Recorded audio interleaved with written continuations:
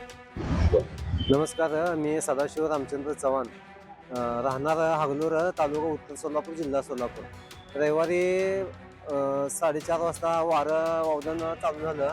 त्यामध्ये आम्ही सगळं आमचं कुटुंबच तिथं राहते घरामध्ये. आणि आपला म्हशीचा गोठा आहे, 25 म्हशी आहेत आपल्या. आणि राहायला पण आम्ही तिथेच आहे. आणि अचानकच वारं वाजून सुटलं आणि गोठ्यावरचे आमच्या पत्रे, एक 42 पत्रे होते, ते पाक वाऱ्यानं उडून गेले. आम्हाला बघता क्षणी ते बघता पण आलं नाही, तेवढ्यात उडून गेले लगेच. आणि आम्ही वर बघतो तर काय सगळं रिकामं झालं होतं. पत्रे बित्रे 20-25 कुठे गेले काय पत्ता लागला नाही त्याचा. आणि थोडे एक 15-20 सापडले, ते बी वाकडे तिकडे झाले सगळे.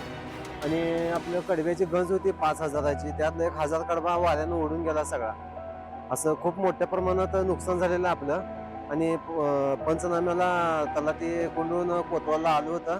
त्यांनी पंचनामा करून गेला. आपलं घरा उपयोगी संस्था साहित्य जे आहे ना, ते पंखा बिंका सगळं असं वाऱ्यानं बल्ब उडून झाडावर जाऊन अडकलेत.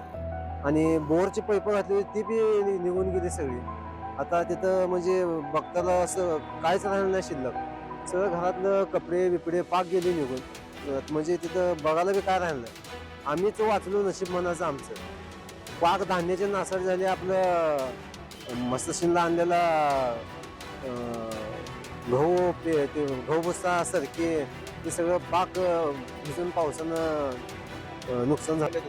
आमची लवकरात लवकर आम्हाला न्याय मिळावा, आमची एवढीच अपेक्षा आहे. त्यांनी पंचनामा करून गेले तर पण लवकरात लवकर आम्हाला न्याय मिळावा. आता सध्या जनावर माझी उघड्यावर आहे ती, आणि आता असल्या उन्हात म्हशी गाभण आहे त्या सध्या. आता 7-8 म्हशी गाभण आहे त्या.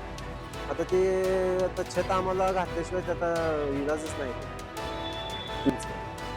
शेतकऱ्याची एक तर अवस्था वाईट झाली आहे दुनियाची. काय मालाला भाव नाही, आणि हे सारखं गारपीट अवकाळी सारखंच चालू आहे. त्याच्यामुळं लयच म्हणजे जगणं कठीण झाले सगळं.